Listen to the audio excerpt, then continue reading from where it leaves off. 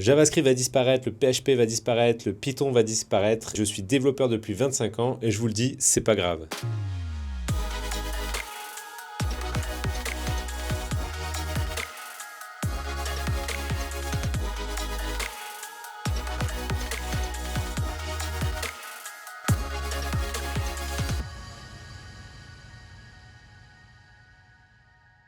J'ai commencé à coder quand j'avais 11 ans et je n'ai jamais appris l'assembleur. Pourtant, l'assembleur, c'est la base de tout en informatique. Il y a 40 ans, il y avait des développeurs qui développaient en assembleur pensaient que leur métier était éternel.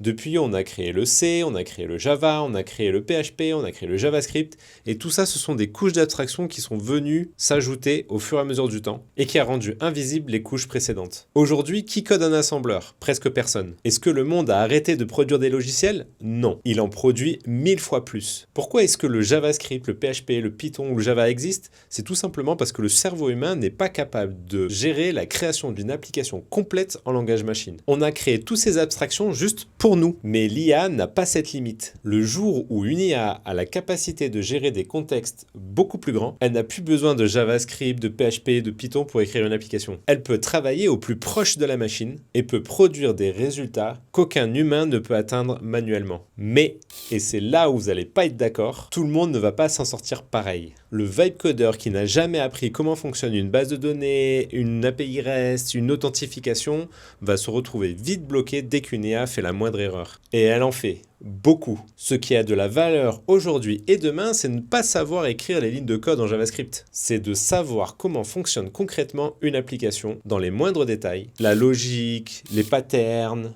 l'architecture. Le développeur qui comprend ça pilote mieux que n'importe qui une IA qui va permettre de créer ces applications. Celui qui ne sait que prompter sans comprendre ce qui se passe derrière est dépendant d'une boîte noire. Je fais partie de la dernière génération à savoir parfaitement coder des apps web et mobiles à la main. Et je trouve ça beau, pas triste.